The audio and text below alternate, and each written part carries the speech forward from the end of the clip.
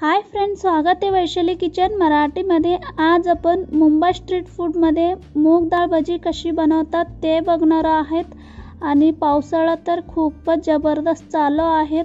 पावसाळ्यामध्ये असं मूग डाळ भजी करून खायलाच पाहिजे। चला तर मग आजची रेसिपी आपण सुरू करूया।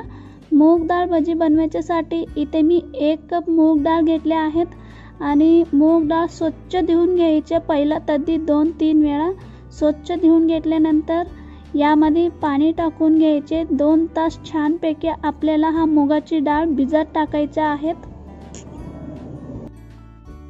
इथे मी मुगाची डाळ 2-3 वेळा स्वच्छ धुवून घेतले आहे। त्यानंतर यामध्ये पाणी टाकून 2 तास भिजत टाकले आहेत। 2 तास झाल्यानंतर आता आपल्याला यामधून पाणी काढून घ्यायचे आहे। पूर्ण पाणी काढून घेतले आहेत। आता मिक्सरच्या भांड्यामध्ये हा सर्व मुगाची डाळ टाकून छानपैकी ग्राइंड करून घ्यायचे आहेत।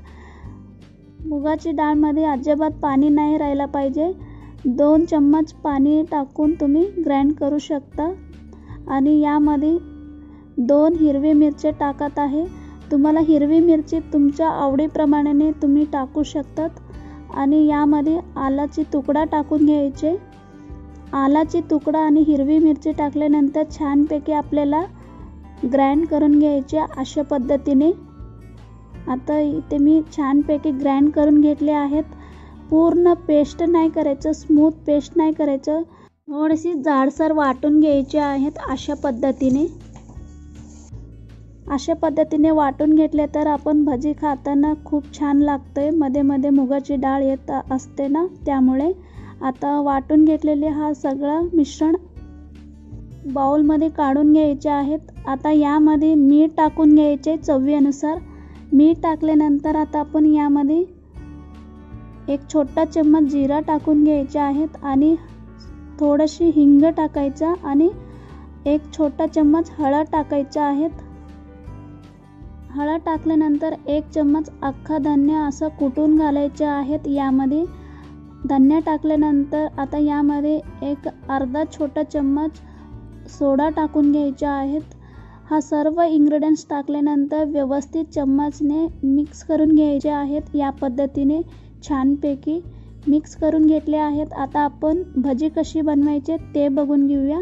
इथे मी गॅस ऑन करून गॅसवर कढई ठेवले आहेत। यामध्ये तेल तापायला ठेवले आहेत। छानपैकी तेल व्यवस्थित तापले आहेत। आता आपण करून घेतले आहेत ना मिश्रण, छानपैकी आपल्याला तेलामध्ये छोटा अशा पद्धतीने भजी काढून घ्यायच्या आहेत।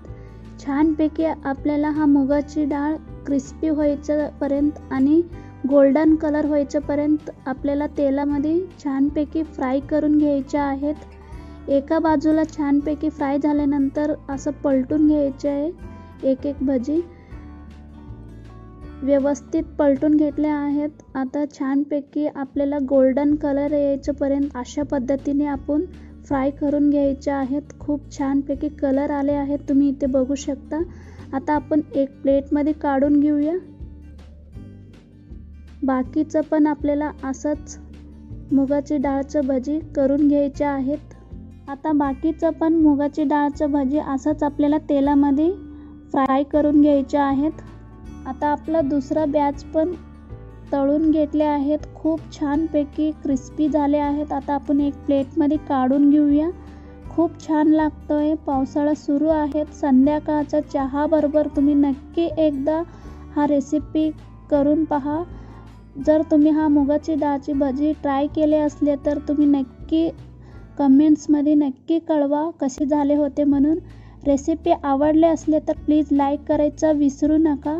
इथे मी हा मुगाची डाळची भजी बरोबर सॉस बरोबर सर्व केले आहेत। तुम्ही पाहिजे तर ग्रीन चटणी बरोबर पण खाऊ शकता। खूप छान लागतोय गरम गरम मुगाची डाळची भजी। नक्की एकदा करून पहा। रेसिपी आवडली असले तर प्लीज लाईक, शेअर, सबस्क्राईब करायचं विसरू नका। परत भेटूया एक असंच छान रेसिपी बरोबर। तोपर्यंत मस्त खा आणि मस्त रहा।